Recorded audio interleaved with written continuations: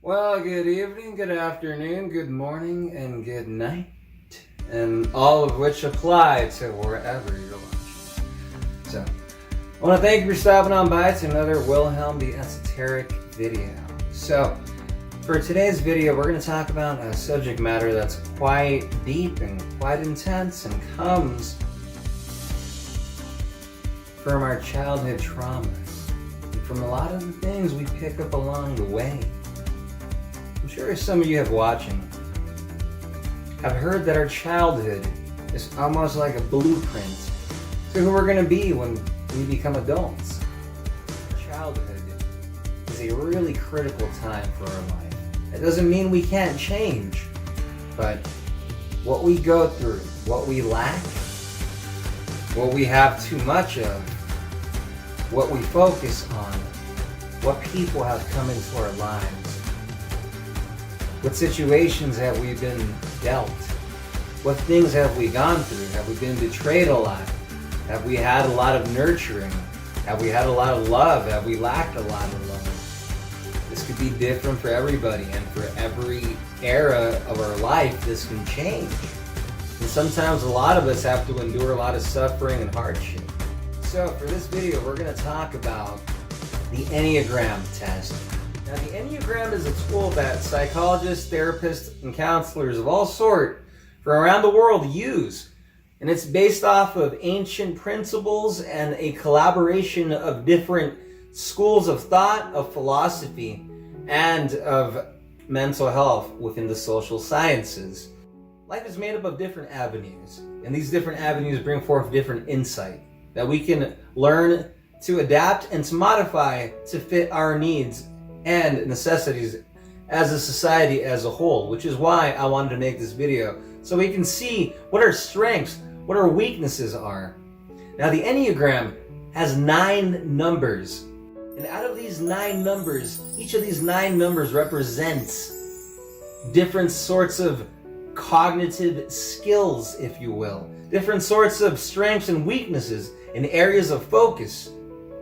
And these areas are developed in different ways for different people throughout different parts of their life, especially when they're growing up. The parenting of the individual is critical and really conditions the individual on what to focus. And this is because of an overindulgence in certain things, perhaps a lack of certain things, and different means of the sort. This varies from individual to individual and is the uniqueness of each and every person. Out of these 9 numbers, we have a foundational number. And out of these 9 numbers comes a set of 3s, if you will. Out of these numbers, sometimes across or sometimes right below, our Enneagram number, when we're feeling stressed or when we're feeling happy or content, will go and become one of these other numbers that's across or perhaps right below it.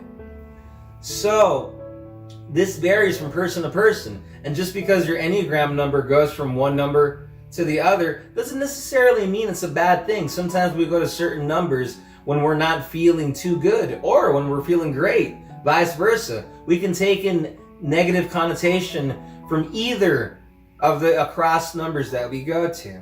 Now we move on to the wing part of the Enneagram. As you see in the picture above, Enneagram numbers have their wings.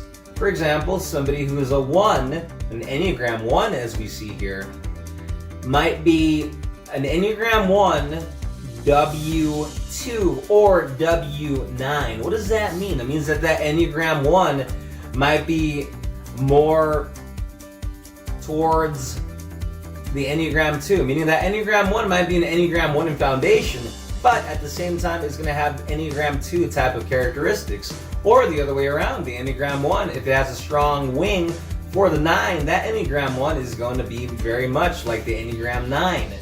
So we need to be on the lookout for some of these characteristics. It's really helpful to get to know all of them. There's this book I really recommend called The Complete Enneagram, 27 Paths to Greater Self-Knowledge by Beatrice Chestnut, PhD.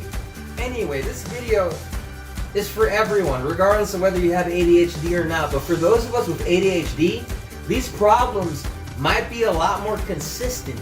You might have to be on the lookout for these issues to come up more and more. And if you have an issue with rejection-sensitive dysphoria, it's the type of difficulty people with ADHD have, that they have difficulty with rejection. They have difficulty with feeling like they let somebody down, or like somebody let them down. And it feels really devastating. And sometimes they don't want to do an activity or see a person again for years, for days, for months, or sometimes even forever. It makes friendship really hard.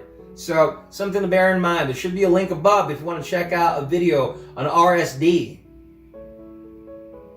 And for those of you who want to find out, how do I work on rejection-sensitive dysphoria? I know what it is. I just don't know what to do when it comes up. How do I address it?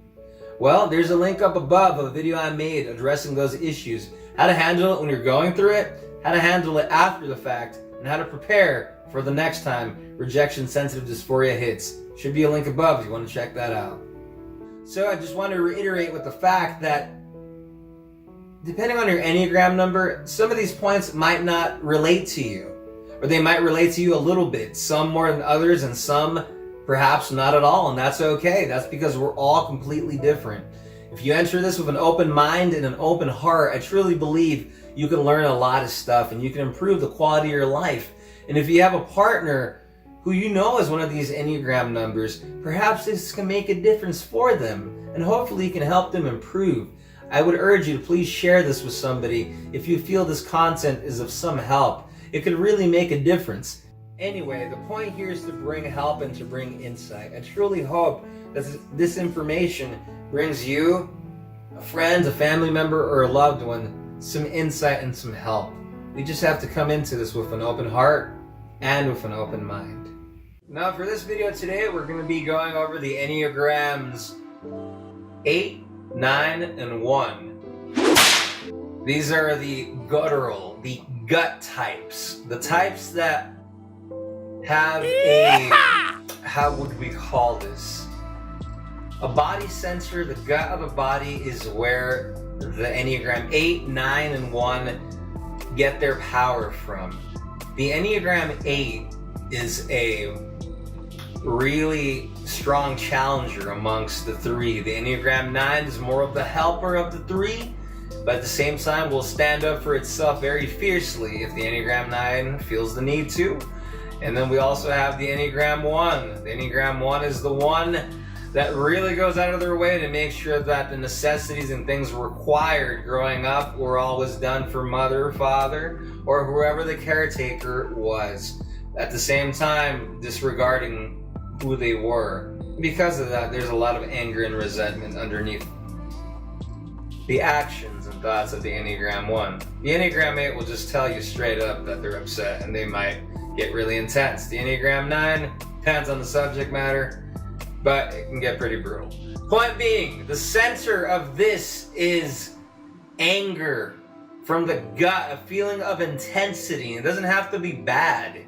These numbers are driven by an intensity, a need to correct and go against what they feel is wrong, and to sometimes, or a lot of the time, stand up for those they feel are worthy of being stood up for, whether that be family, friends, or colleagues, or individuals who are misrepresented or underrepresented in society.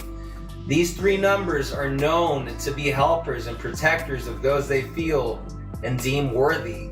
But at the same time comes a reluctance to look at the insecurity, the vulnerability, the weaknesses of the self, because the gut, the internal strength part sometimes doesn't let us reflect on that, because we sometimes have difficulty viewing ourselves as weak or as needing something or needing a lot of something.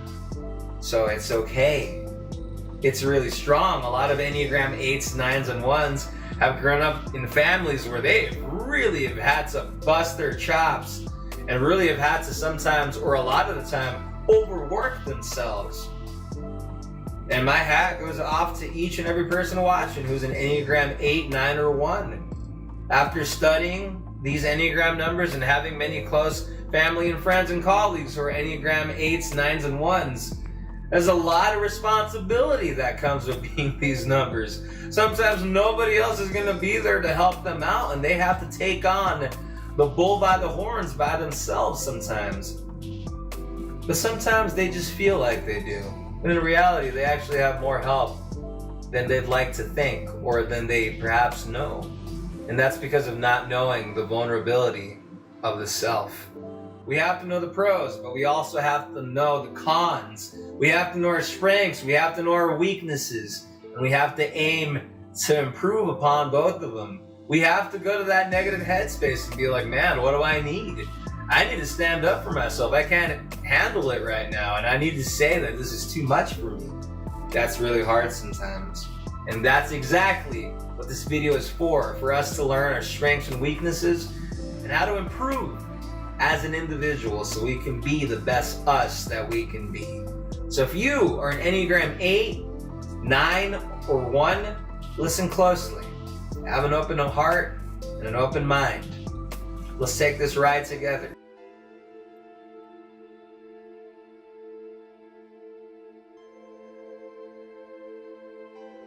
The Enneagram 8, the dominant one, the bossy one, the strong one,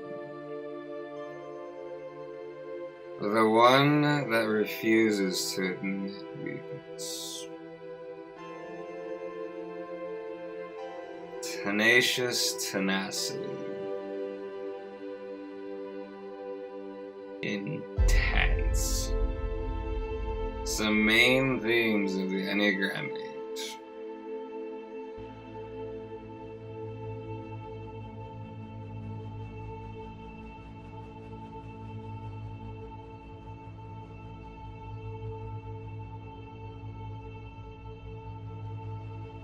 Eights are defined by their desire to be powerful and to avoid any vulnerability. They present a confident, assertive, and decisive image to others. Eights can be argumentative and intimidating. It is important to them to stand up for what they believe in and to protect those who are weaker than themselves. Goal-oriented and self-competent challengers trailblaze boldly through all walks of life and take great pride in their independence and sharp minds. They hold their heads up high and will pick themselves right back up after each stumble, stronger than before. Eights rebel against the rules of society. The opinions of others will have absolutely no effect on their standings or opinions upon an issue, as they pride themselves on being fully capable and self-sufficient. Some core identifications of the Enneagram 8 include independent and self-sufficient, fierce and confident look, determination and stamina, very energetic and busy, fiery passions and power, stubborn and headstrong, serious about control of our environment. At the same time, though, comes the basic fear of the Enneagram 8. Eights fear being vulnerable.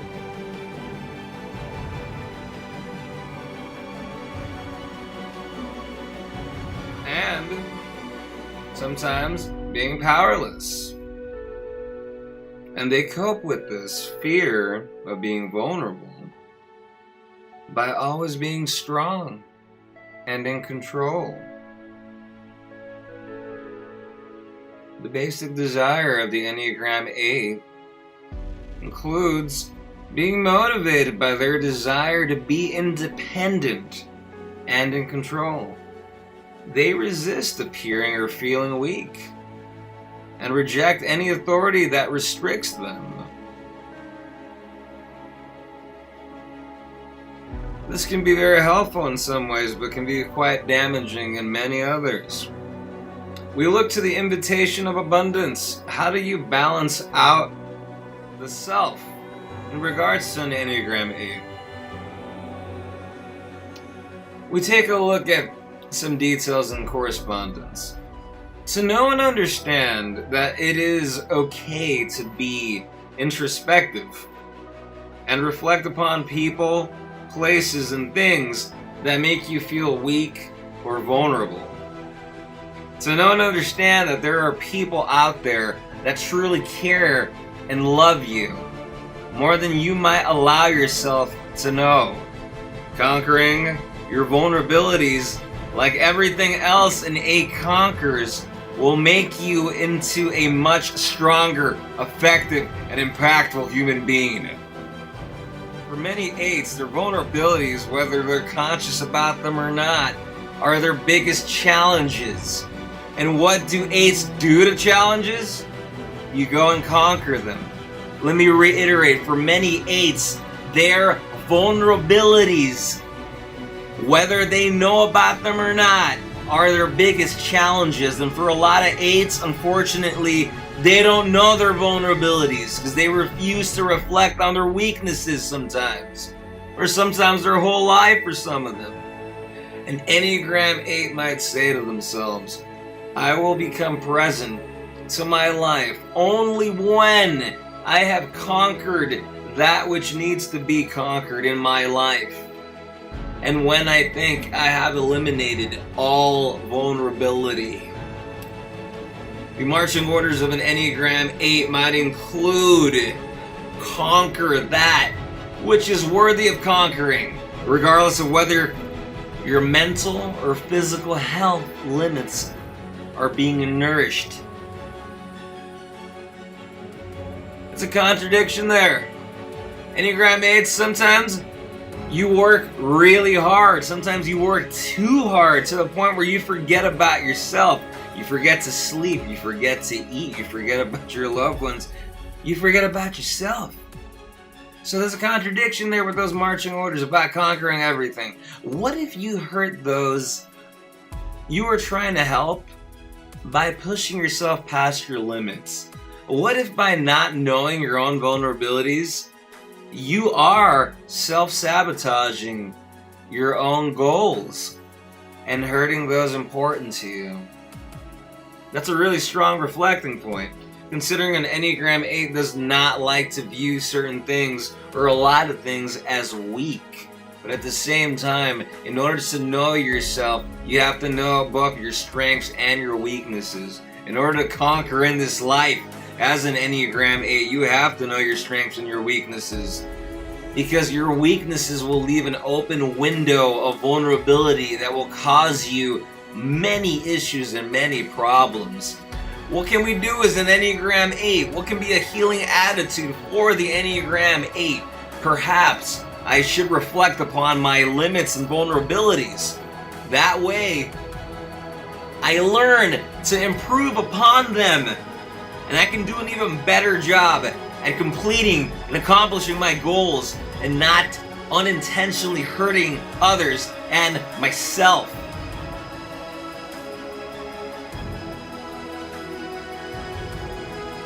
The type A represents the archetype of the person who denies weakness and vulnerability by taking refuge in fearlessness, power, and strength. This archetype tends to express instinctual drives in a less inhibited way and push back on whatever might restrict them.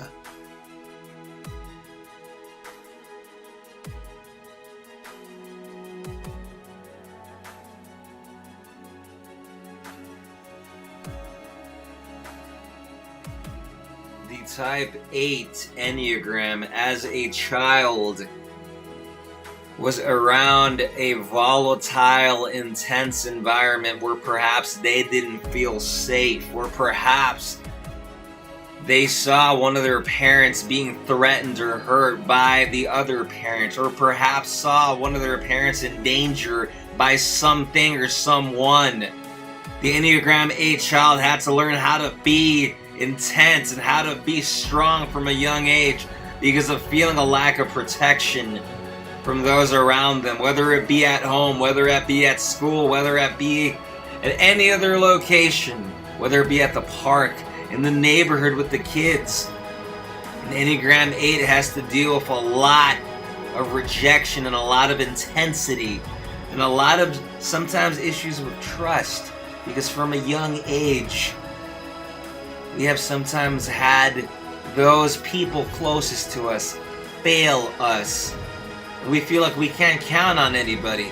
Like we just need to do it all. We can do it all ourselves. We don't need anybody else. An Enneagram 8 might say to themselves, forget others. Screw them. I will get this done myself. When you need something done right, you need to do it yourself might be the calling card of an Enneagram 8. I'm here to tell you, you can't do everything by yourself. And the biggest strength you can attain is knowing your weakness. Because if you know your weakness and you become introspective of that weakness like a true Enneagram 8, you will conquer that weakness. Like any other issue in your life you have faced as an 8, when you conquer it, when you think about it, when you analyze it, and when you beat it, you can overcome. You can improve. Once you know yourself, you'll be able to overcome whatever challenge comes your way in that territory. It's not easy to do that, though. It's not easy to do that when we feel vulnerable and when we feel weak, yet we don't want to talk about it. We might not even know what being weak feels like. I asked an Enneagram 8, when you do something strong or brutal in other people's eyes, how do you do it? The Enneagram 8 told me, I don't know, I just do it.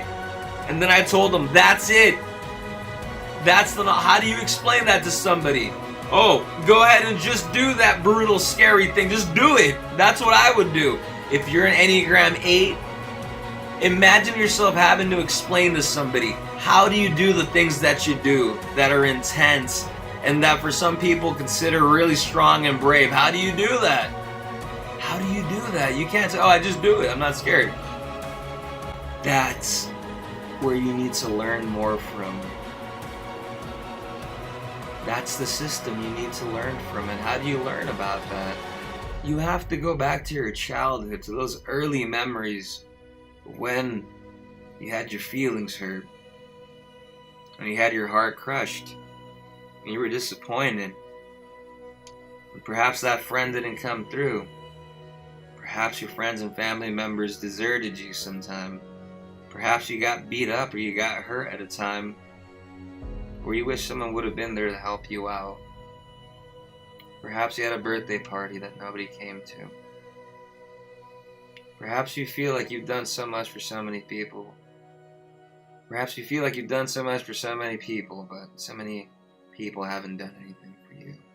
That so little people have done something for you. Enneagram 8 is a tough, perhaps the toughest of the Enneagram numbers.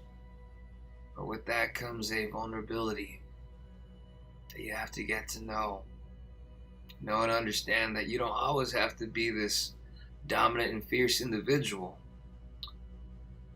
You'll be safe. It's okay to open up a little bit, little by little. It's okay to admit what you don't like, what you're not good at. And perhaps some Enneagram 8s don't have a problem.